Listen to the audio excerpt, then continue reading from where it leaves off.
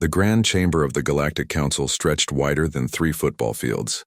Curved walls rose up hundreds of feet, dotted with hovering platforms where aliens of all shapes and sizes watched the proceedings.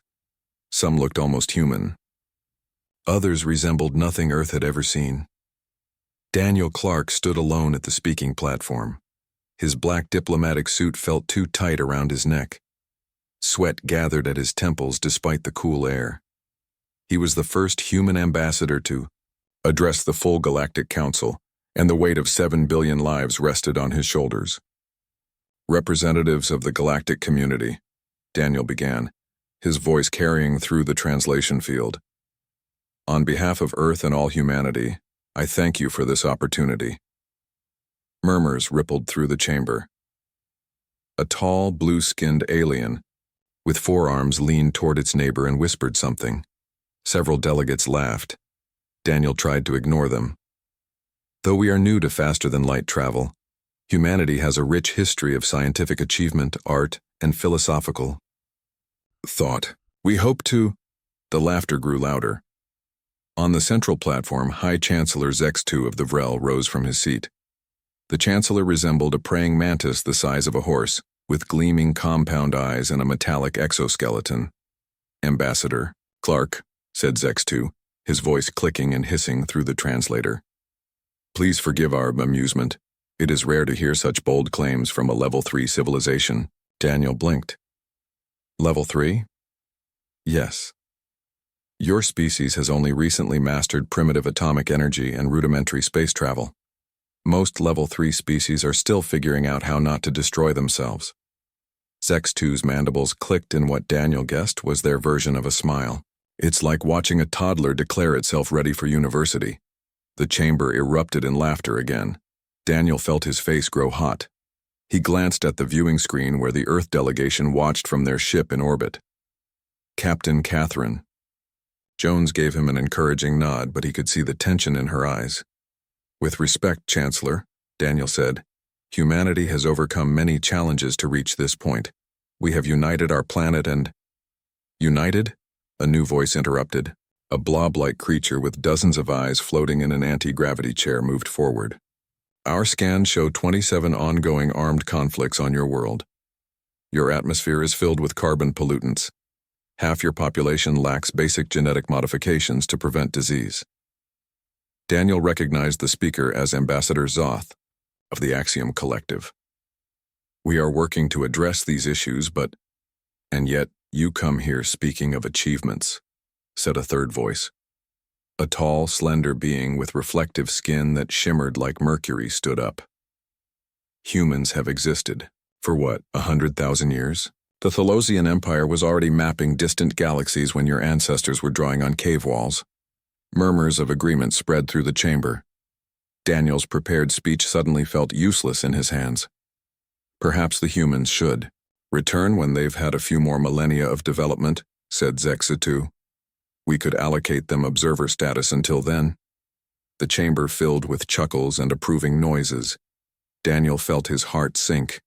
This wasn't just casual mockery, it was coordinated. The major powers had already decided to sideline humanity. Chancellor, if I may continue. Daniel tried again. I think we've heard enough, Zex2 said dismissively. Barely evolved primates, playing with technology they don't understand.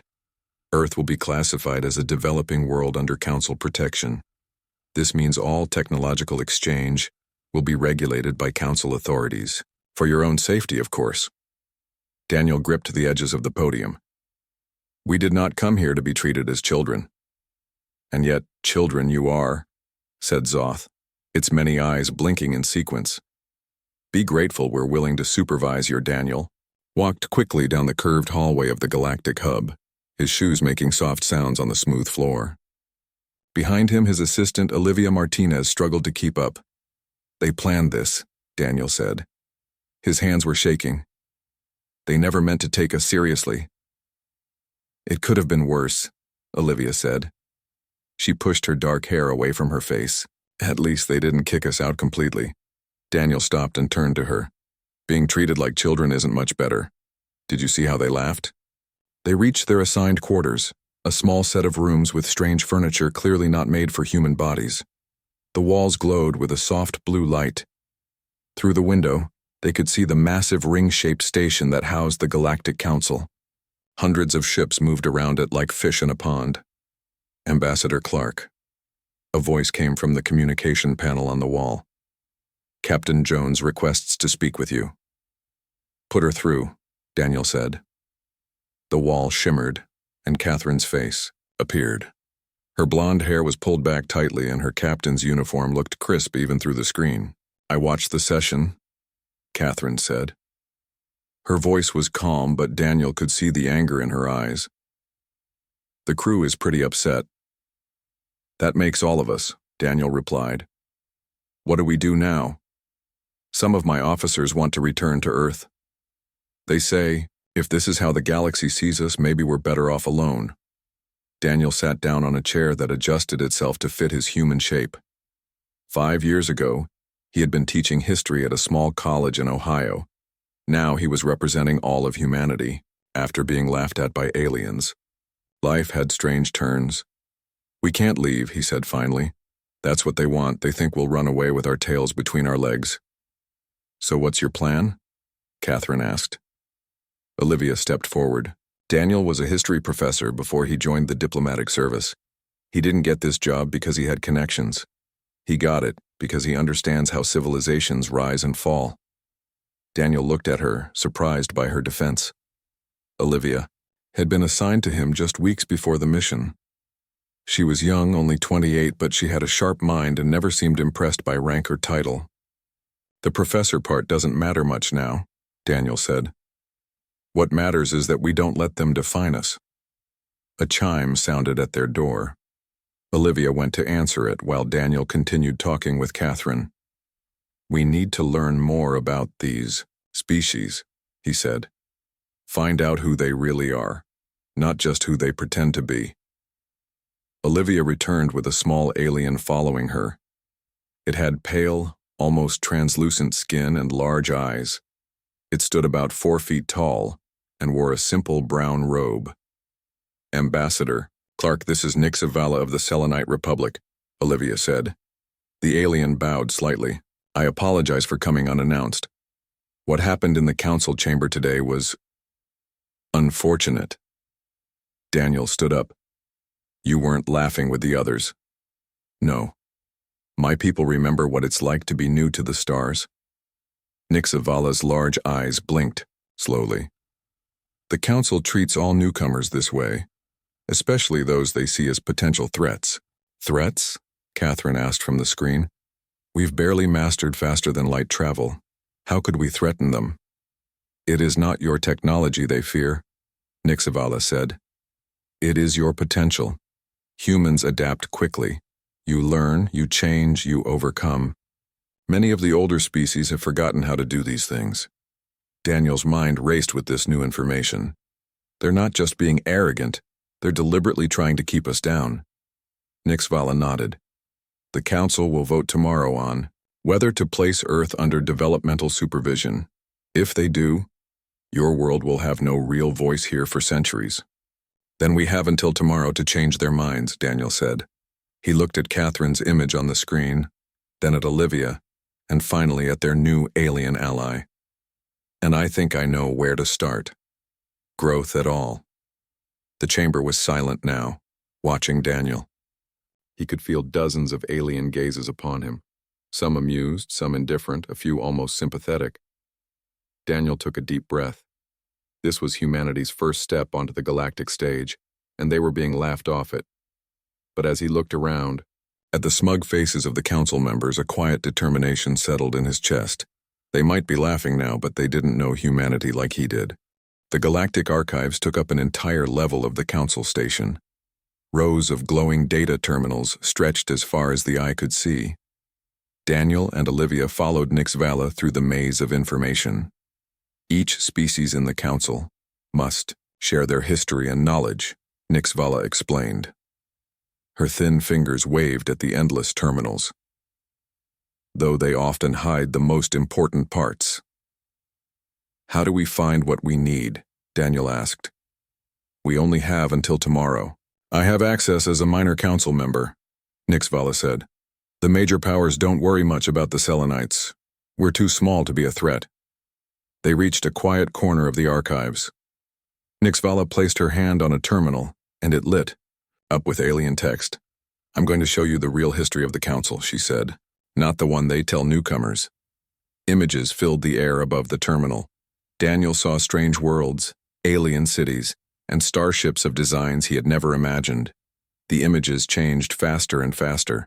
The Vrel, the Axiom Collective, and the Thalosians have ruled the council for over 10,000 years, Nixvala said.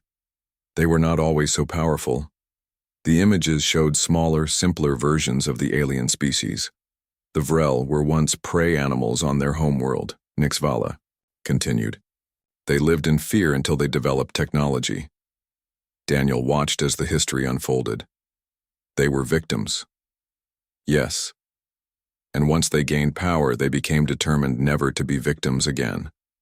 The Axiom Collective were nearly wiped out by a plague. The Thalosians survived an ice age that almost destroyed their civilization. Olivia leaned closer to the images. They all faced extinction and overcame it, Nixvala said. But their fear never left them. Now they maintain control by keeping other species dependent on them. Like what they want to do to Earth, Daniel said. Exactly. Developmental supervision sounds helpful, but it means they will control all your advanced technology, limit your expansion in space, and monitor your communications. Daniel's communicator buzzed. It was Captain Jones. Daniel, I've been talking to some traders, Catherine said. You won't believe what I've learned. What is it? He asked. These council species. They're terrified of us. A Jurian trader told me the Axiom Collective has been studying human history for years. They're especially interested in how quickly we developed from our first flight to landing on our moon. Less than 70 years, Daniel said. Right. And they're worried because it took them 300 years to do the same thing. Nixvala nodded.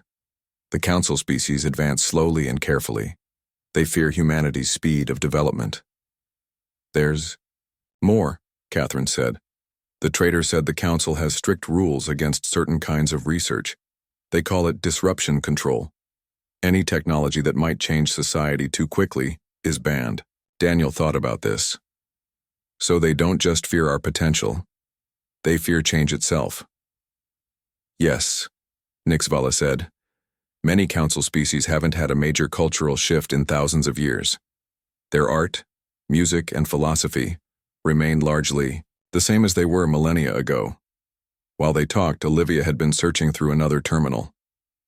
Look at this, she called. They gathered around her screen. It showed records of other species that had joined the council in the last few centuries. See a pattern? She asked. Daniel studied the information. The species that accepted developmental supervision ended up as client states, providing resources to the major powers. The few that rejected it were isolated, restricted from council space, or worse, Nixvala finished. So either we accept, becoming second-class citizens of the galaxy, or we risk being cut off completely, Daniel said. Nixvala's large eyes fixed on Daniel. There is another way, but it has rarely succeeded. You could challenge the council's perception of humanity. How? Daniel asked. The conference room aboard the Horizon's Dawn was crowded. Daniel, Olivia, and Nixvala sat with Catherine and her officers. The ship's view screen showed the face of Samuel Green, the Secretary General of Earth's United Nations. You're certain about this information? Samuel asked. His gray eyebrows pulled together with worry. Yes, sir, Daniel said. The council vote is tomorrow. If we lose, Earth becomes a supervised world. We'll be treated like children for centuries. And your plan is to, what? Give them a history lesson? Daniel nodded. In a way, I've requested a special session before the vote. I want to show them who humans really are. The council rarely grants special sessions, Nixvala added, but several minor species supported the request. They're curious what Ambassador Clark will say. Samuel looked doubtful. No offense, Daniel, but you're a history professor, not a miracle worker. These aliens have technology we can barely understand. That's exactly the point, Daniel said. We're focusing on the wrong thing. We can't impress them with our technology. We need to show them something they don't have. Catherine leaned forward. My engineers have been working with the data we collected.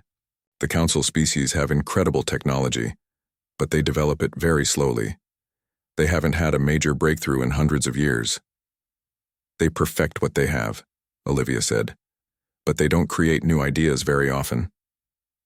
Daniel stood up and paced the room. Sir, I need something from Earth. I need our history. Our history? But they already know. No, not just the good parts. I need everything. Our wars, our mistakes, our darkest moments. And I need to show how we overcame them. Samuel was quiet for a moment. You want to show our worst moments to an audience that already looks down on us? Yes, Daniel said simply. Because our worst moments reveal our greatest strength. We fall, we get up, we learn, we change. The council species fear change. They've forgotten how to adapt. The room was silent as everyone thought about this. Send me what you need, Samuel finally said. I hope you know what you're doing. Thank you, sir, Daniel said. After the call ended, Catherine turned to Daniel. You really think this will work? I don't know, he admitted. But I know humans. We've faced extinction more than once in our history. Each time we changed and survived. The council chamber has advanced projection systems, Nixvala said. You can show images, video, even create simulated environments. If your plan is to make an impression, it's more than that, Daniel said. I want to shock them.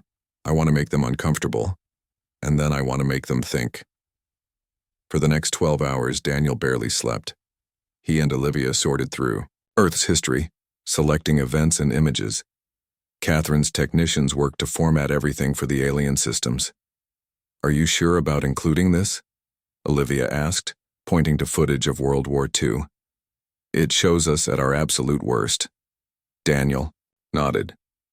And then at our best when we rebuilt afterward, that's the point. As the station's artificial day cycle began again, Nixvala arrived with news. The chamber is full, she said. Word has spread about the human who wants to speak before the vote. Many are there just to be entertained. Let them laugh, Daniel said. At first. Catherine handed him a small data crystal. Everything you asked for, ready for their systems. And our backup plan? Daniel asked.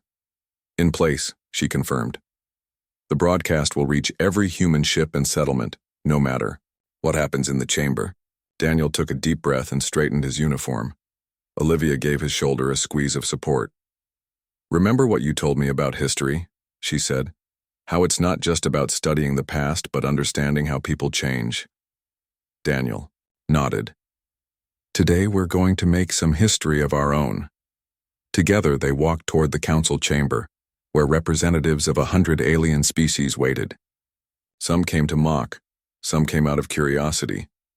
None of them expected what Daniel was about to show them.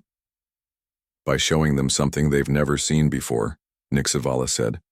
Something that will make them question everything they think they know about your species. Daniel looked at the images of the powerful council races, then at Olivia and the communication screen showing Catherine's face. An idea began to form in his mind. I think I know what to do, he said. But I'll need help from both of you, and I need to contact Earth immediately. The Galactic Council chamber hummed with voices as Daniel entered. Every seat was filled. Some aliens floated in anti-gravity fields. Others stood on specialized platforms. All eyes, some with pupils, some without, turned to watch the human walk. To the center of the room, High Chancellor Zextu's voice cut through the noise. Ambassador Clark, you have requested this special session before our vote on Earth's status. I must say we are all curious. Several council members laughed, softly. They expected entertainment, not diplomacy. Thank you for this opportunity, Chancellor, Daniel said. His voice was steady, despite his racing heart. Yesterday, this council mocked humanity for being young and undeveloped. Today, I want to thank you. This caught them by surprise. Zextu's head tilted in confusion. Thank us? Asked Zoth of the Axiom Collective. For what?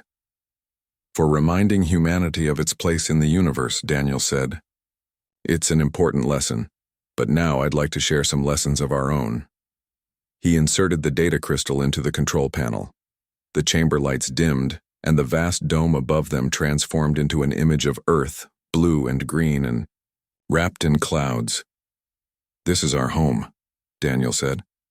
One planet, orbiting an average star. Nothing special by galactic standards. But what happened there? That's a different story. The image changed to early humans making stone tools. Like you, we started as animals fighting for survival. We were not the strongest or the fastest. We had no natural weapons, no armor. So we made tools. We changed our environment instead of waiting for evolution to change us. The images shifted, showing the first human settlements, early farming, the building of cities. We formed societies. We created writing to share knowledge across time. We built wonders with the simplest tools. Now the images showed ancient monuments, the pyramids, the Great Wall, Stonehenge. Several council members leaned forward, showing interest despite themselves. But here is where our story may differ from yours, Daniel continued. The images shifted to show war, famine, and disease. We failed. Often. Terribly. Scenes of human suffering filled the chamber. Some council members made sounds of disgust. Others whispered to each other. Is this meant to impress us? Asked the Thalosian representative. Showing your species at its worst? No, Daniel said. It's meant to show you who we really are. The images changed again, showing humans rebuilding after disasters, caring for the sick, standing up against oppression. Every time we fell, we got back up. We looked at our mistakes and learned from them. Not perfectly, not completely, but we tried, again and again. Daniel walked slowly around the central platform as the images continued above. Now they showed rapid technological development. The first airplanes, rockets, computers, and finally starships. In just 10,000 years, we went from stone tools to the stars. Not because we're smarter than other species, but because we're restless. We fall, we adapt, we try again. It's messy, it's painful, but it's how we grow. Zextu shifted uncomfortably on his perch. This history lesson is fascinating, Ambassador, but what is your point? My point, Chancellor, is that the Council fears humanity not because we're dangerous, but because we're different. You've spent thousands of years perfecting your societies, making them stable and unchanging. You've forgotten how to fall and get back up. A murmur ran through the chamber. Some council members seemed offended. Others looked thoughtful. Yesterday you laughed at us for being young, Daniel said. Today I suggest that youth is our strength, not the air in the council chamber felt heavy with tension. Daniel could see that his words had struck a nerve with many of the alien representatives. Some looked angry, others confused. A few seemed interested in what he would say next. Partnership? Zextu's voice was sharp with disbelief. You speak of partnership when your kind has barely left its own solar system? Daniel nodded calmly. Yes, Chancellor, because true partnership isn't about being equal in all things. It's about each side bringing different strengths. The images above changed again, showing Earth's greatest works of art, its music, its literature. The chamber filled with the sounds of Bach, then jazz, then rock music. Paintings from every period of human history floated in the air. This is what we create, Daniel said. Not just technology, but art, culture, new ideas.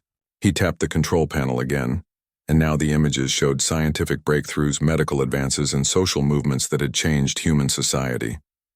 We've cured diseases that once killed millions. We've developed new forms of energy. We've changed our societies to become more fair and equal. Not perfectly, we still have far to go, but we keep trying.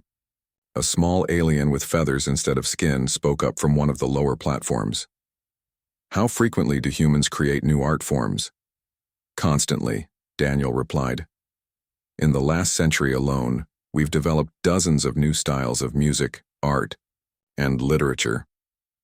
The feathered alien turned to its neighbors, speaking in a language the translators didn't catch. They seemed excited. Zoth of the Axiom Collective moved forward.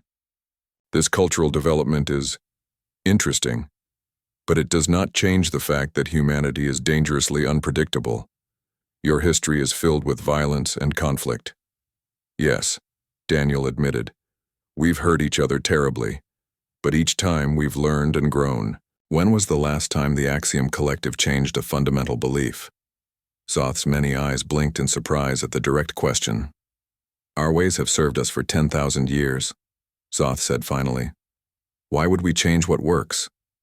Because nothing stays the same forever, Daniel said. The universe changes, species change. Those who can't adapt eventually disappear. The Thelosian representative stood up, his reflective skin flashing in the light. Are you threatening the council, human? Daniel shook his head. No, I'm offering an opportunity. Humanity doesn't want to be supervised or controlled. We want to be partners in exploring the galaxy. We want to share what we know and learn what, you know. He paused, looking around the chamber. But if the council decides Earth needs supervision, we will adapt, as we always have. And in 1,000 years, the galaxy may look very different than it does today. Murmurs spread through the chamber. Nixavala, sitting with the minor species, gave Daniel a small nod of approval. Zex2 raised his front limbs for silence. You are very bold, Ambassador Clark, but words are easy. Proof is more difficult. I agree, Daniel said. He tapped the panel again, and new images appeared. They showed data on council species' cultural and technological development over thousands of years. The lines were nearly flat. This data comes from your own archives, Daniel explained. It shows that council species have barely changed in millennia. Your art remains the same, your technology improves in tiny steps, your societies are frozen in place. Then he showed Earth's development curve, which shot upward at a steep angle. This is humanity. Always changing, always growing. Sometimes in the wrong direction, but never standing still. The chamber was completely silent now. No one spoke. No one moved. You mock us for being young, Daniel said, his voice echoing in the silence. But you fear us for being alive. Your civilizations have technology, but they've forgotten how to change. He walked closer to the central platform where the major powers sat. Put Earth under developmental supervision if you must. But know this, you cannot stop human growth and change. Not without destroying us completely. And I don't think you want that on your conscience. The silence stretched on. Daniel waited, heart pounding. He had said his piece. Now it was up to the council to respond. Your weakness. We haven't settled into comfortable patterns. We still question, challenge, and change. The Axiom Collective representative's many eyes blinked rapidly. Are you suggesting the council species are stagnant? I'm suggesting, Daniel said carefully, that there's more than one path to the stars. Yours values stability and careful progress. Ours embraces change, even when it's painful. Daniel looked around the chamber, meeting the gaze of as many aliens as he could. And I'm suggesting that both paths have value. That humanity doesn't need supervision. We need partnership.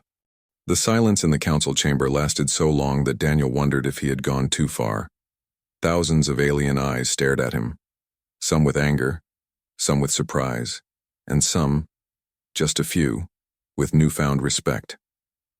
Finally, Zex2 spoke.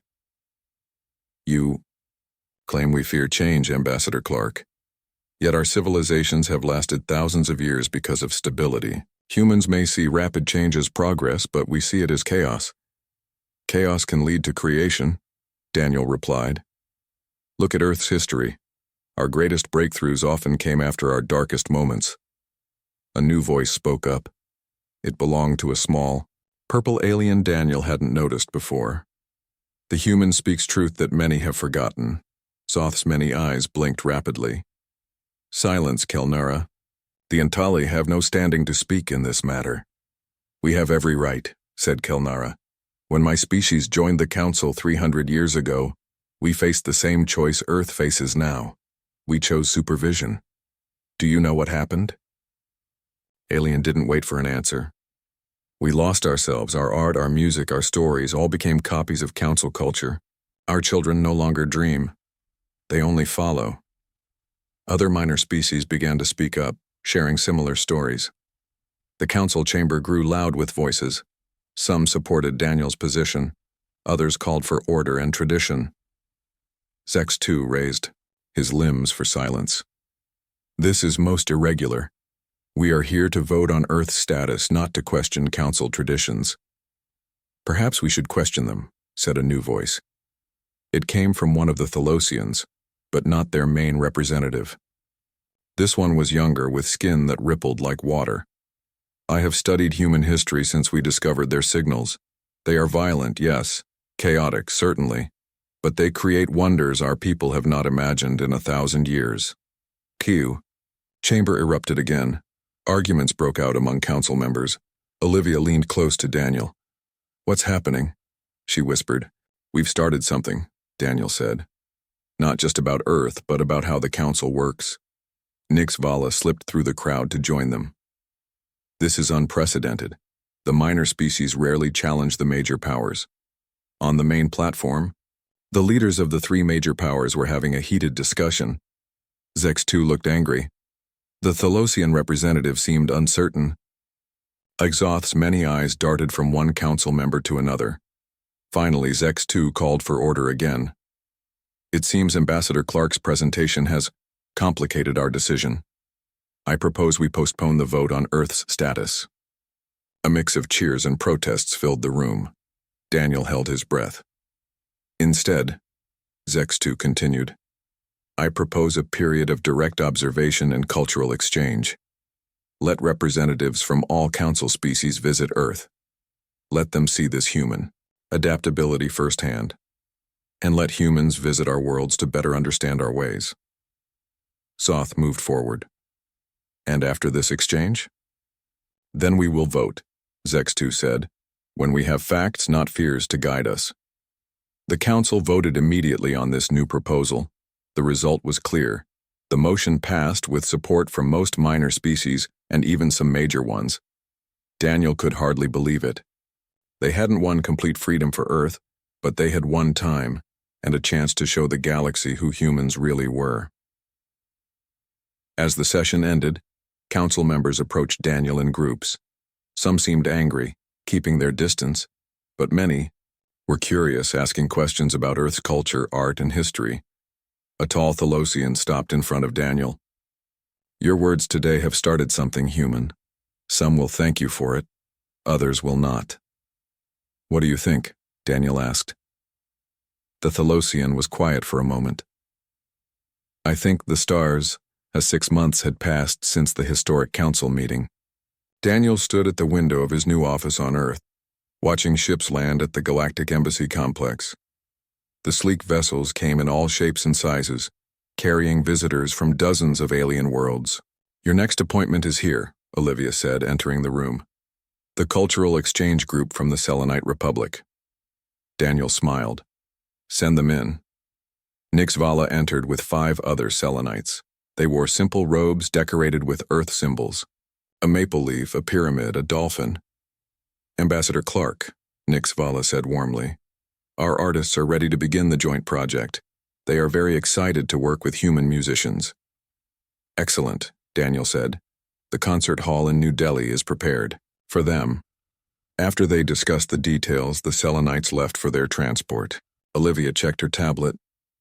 The numbers are impressive, she said.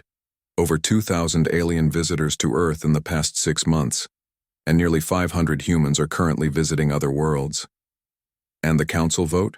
Daniel asked. Still, scheduled for next month, but the early reports are positive. Many minor species have already said they'll vote against supervision.